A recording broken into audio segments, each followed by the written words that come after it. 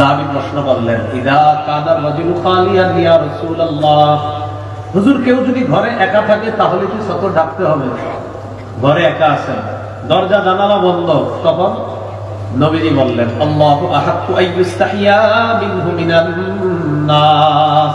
তখন ঘরে কেউ না থাকলেও আল্লাহ আছে, মানুষের চেয়ে আল্লাহকে বেশি লজ্জা পাওয়া দরকার, বেশি সতর্ক তখন থাকবা। কারণ তুমি আল্লাহকে মানুষের চেয়ে বেশি লজ্জা পাবে। তাহলে একা একা ঘরে থাকলেও সতরের গুরুত্ব আরো বেশি দিতে হবে, কারণ আল্লাহ এখানে, অন্য কেউ নাই, আল্লাহ আছে, আল্লাহকে বেশি লজ্জা পেতে হবে। এটা ওয়াজিব। 2 নাম্বার মুস্তাহাব। মুস্তাহাব মানে একটু উত্তম পোশাক পরা, এটা মুস্তাহাব। আবু দাউদের 4063 নম্বর হাদিস। এই হাদিসের বর্ণনাকারী আবুল আহওয়াস তার বাবা থেকে বর্ণনা করেছেন। তিনি বলেন, আতাইতু রাসূলুল্লাহ সাল্লাল্লাহু আলাইহি ওয়াসাল্লাম ফি সাওবিন বিদুনিন, আমি আল্লাহর নবীর কাছে নিম্নমানের পোশাকে আসলাম, নরমাল পোশাক পরে নবীজির কাছে আসলাম। নবীজি আমাকে বললেন, আলাকা মালুন, এই তোমার সম্পদ আছে? সাহাবী বললেন, জি হুজুর আছে। নবীজি বললেন, মিন আইয়িল মাল, কোন ধরনের সম্পদ আছে? সাহাবী বললেন, কদ আতানি আল্লাহু মিনাল ইবিলি ওয়াল গানামি ওয়াল খাইলি ওয়ার রাতিক, হুজুর আল্লাহ আমাকে উট দিয়েছে, আল্লাহ আমাকে মেষ দুম্বা দিয়েছে, আল্লাহ আমাকে ঘোড়া দিয়েছেন, আল্লাহ আমাকে দাস দাসী দিয়েছে, আলহামদুলিল্লাহ আমার যথেষ্ট সম্পদ। নবীজি বললেন, তাহলে এই পোশাক পরছো কেন? এত সম্পদ, নিম্নমানের পোশাক কেন পরেছো?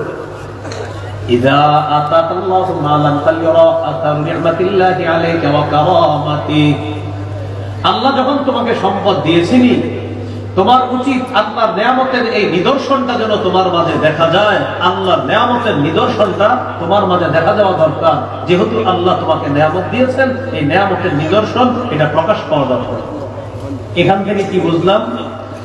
একটু পরিপাটি হয়ে থাকা এটা ইসলামে অনেক গুরুত্ব। আবু দাউদের হাদিস 4062 নম্বর হাদিস।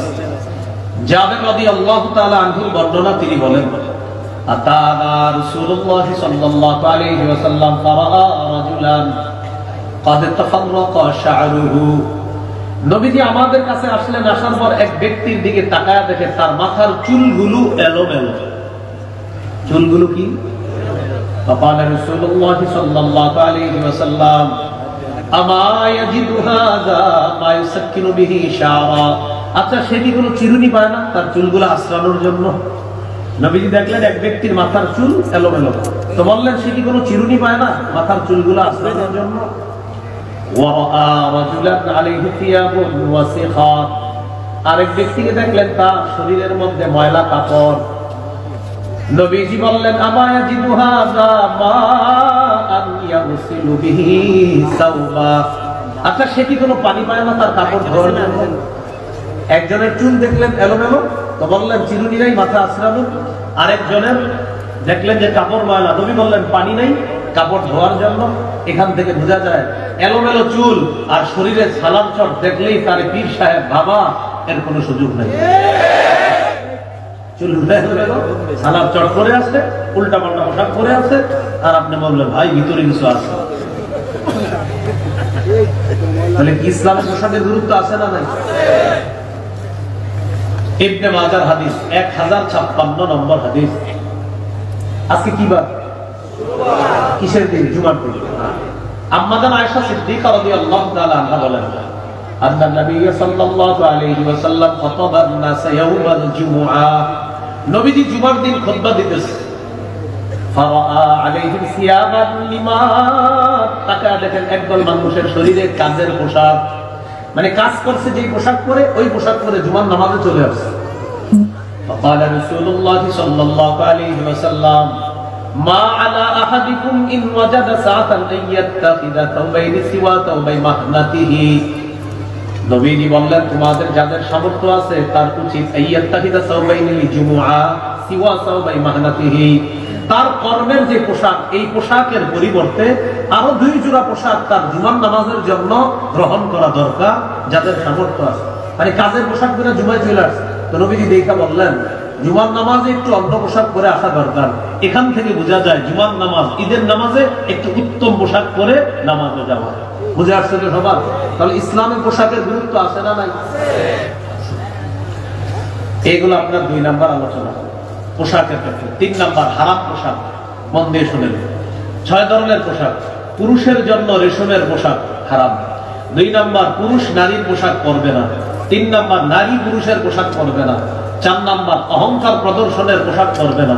5 নাম্বার বিজাতীয় পোশাক পরবে না। 6 নাম্বার আটসাটো খাটো ছোট পাতলা পোশাক পরবে না। 1 নাম্বার রেশমের পোশাক হারাম। সহিহ মুসলিমের বর্ণনা 2069 নম্বর হাদিস। রাসূলুল্লাহ সাল্লাল্লাহু আলাইহি সাল্লাম বলেন, লা তালবাসুল হারিরা ফাইন্নাহু মান লাবিসাহু ফিদ দুনিয়া লাম ইয়ালবাসহু ফিল আখিরাহ। তোমরা রেশমের পোশাক পরবা না। যে ব্যক্তি দুনিয়াতে রেশমের পোশাক পরবে সে আখিরাতে রেশমের পোশাক পরতে পারবে না। হাদিস থেকে বোঝা যায় পুরুষের জন্য দুনিয়াতে রেশম হারাম, জান্নাতে পুরুষের জন্য রেশম হালাল। সুবহানাল্লাহ। সহিহ বুখারীর বর্ণনা 5837 নম্বর হাদিস। হুযায়ফা রাদিয়াল্লাহু তাআলা আনহুর বর্ণনা, তিনি বলেন, নাহানান নবী সাল্লাল্লাহু আলাইহি ওয়াসাল্লাম আন নাশরাবা ফি আনিয়াতিদ যাহাবি ওয়াল ফিদ্দাতি ওয়া আন নাকুলা ফিহা ওয়া আন ইউবসিল হারিরি ওয়াদ দিবাজ ওয়া আন নাজলিসা আলাইহি। হুযায়ফা রাদিয়াল্লাহু তাআলা আনহু বলেন, নবী আমাদেরকে স্বর্ণের পাত্রে পান করতে নিষেধ করছেন, খাইতে নিষেধ করছেন, রেশমের পোশাক পরতে নিষেধ করেছেন, পাতলা রেশম, মোটা রেশম, যেগুলো রেশম পরতে আমাদেরকে নিষেধ করেছেন।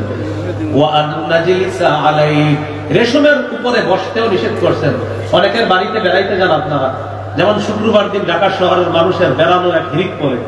যার বাসায় যাবেন সোফাটা চেক করে বসবেন। সোফায় ছোট্ট একটা বালিশ থাকে, এই বালিশে অনেক সময় রেশমের সুতা থাকে, সেই রেশমের ওটা আপনি লাগাবেন না। আপনার স্ত্রীকে ওটা দিবেন, আপনার মেয়েকে ওটা দিবেন, আপনি রেশমের উপর বসবেন না। রেশমের কিছু যদি থাকে সোফার উপরে, একটা তোয়ালে চেয়ে দিয়ে ওই তোয়ালেটা বিছাবেন, এরপর তোয়ালের উপর বসবেন। পুরুষ যারা আছি আমরা রেশম পরবো না, রেশমের উপর বসবো না, স্বর্ণ পরিধানও করবো না, স্বর্ণের উপর বসবো না। মনে থাকবেন ইনশাআল্লাহ। নারীদের জন্য রেশম জায়েজ আছে। সহিহ মুসলিমের বর্ণনা 2071 নম্বর হাদিস। عن علي بن ابي طالب رضي الله تعالى عنه اهديت لرسول الله صلى الله عليه وسلم حلة سيراء। রাসূলুল্লাহ সাল্লাল্লাহু আলাইহি সাল্লামের কাছে রেশমের পোশাক পাঠানো হলো। ফাবাআসা বিহা ইলাইয়া, আল্লাহ নবী রেশমের পোশাকটা আমার জন্য পাঠিয়ে দিয়েছে, হযরত আলীর জন্য। ফালাবিসতুহা, হযরত আলী বলেন আমি পোশাকটা পরলাম, নবীর সামনে গেলাম। ফাআরাফতুল গাদাবা ফি ওয়াজহিহি, নবীর চেহারা মুবারকে রাগের ছাপ দেখলাম, বুঝতে পারলাম রেশমের পোশাক পরাটা নবীজি পছন্দ করেন নাই। নবীজি আমাকে বললেন, ইন্নী লাম আবাত বিহা ইলাইকা লিতালবাসাহা ইন্নামা বাসতু বিহা ইলাইকা লিতুশাক্কিকাহা খুমরান বাইনান নিসা।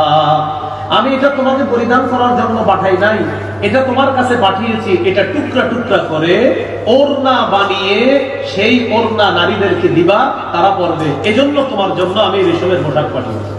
তুমি এটা পরছো কেন? এখান থেকে বুঝলাম নারীদের জন্য রেশমের পোশাক বৈধ আছে। তাহলে এই হলো 1 নাম্বার, পুরুষের জন্য রেশম হারাম। 2, পুরুষ নারীর পোশাক পরবে না। 3, নারী পুরুষের পোশাক পরবে না। لعن رسول الله صلى الله عليه وسلم الرجل يلبس لبسة المرأة والمرأة تلبس لبسة الرجل। নবী ওই পুরুষকে অভিশাপ দেয় যে পুরুষ নারীর পোশাক পরে, আর ওই নারীকে অভিশাপ দেয় যে নারী পুরুষের পোশাক পরে। لعن رسول الله صلى الله عليه وسلم المتشبهين من الرجال بالنساء والمتشبهات من النساء بالرجال। যেই পুরুষ নারীর রূপ ধারণ করে আর যেই নারী পুরুষের রূপ ধারণ করে, এই জাতীয় নারী পুরুষকে আল্লাহ রাসূল অভিশাপ দিয়েছেন। এই জন্য এই 31 নাইটকে কেন্দ্র করে পোশাকের স্বাধীনতার নামে উল্টা পাল্টা পোশাক আমাদের সন্তানদের গায়ে যেন না উঠে, এই ব্যাপারে আমাদের সকলের খেয়াল রাখতে হবে। মনে থাকবে তো ইনশাআল্লাহ? এটা খুব গুরুত্ব দিব আমরা। 4 নাম্বার, অহংকার প্রদর্শনের পোশাক পরা যাবে না। রাসূলুল্লাহ সাল্লাল্লাহু আলাইহি সাল্লাম বলেন, মান লাবিসা সাওবা শুহরাতিন আলবাসাহুল্লাহু ইয়াওমাল কিয়ামা সাওবা মাদাল্লা। যে ব্যক্তি প্রসিদ্ধির পোশাক পরলো দুনিয়াতে, আখিরাতে আল্লাহ তাকে লাঞ্ছনার পোশাক পরায় দিবেন। 5 নাম্বার, বিধর্মীদের পোশাক পরবে না।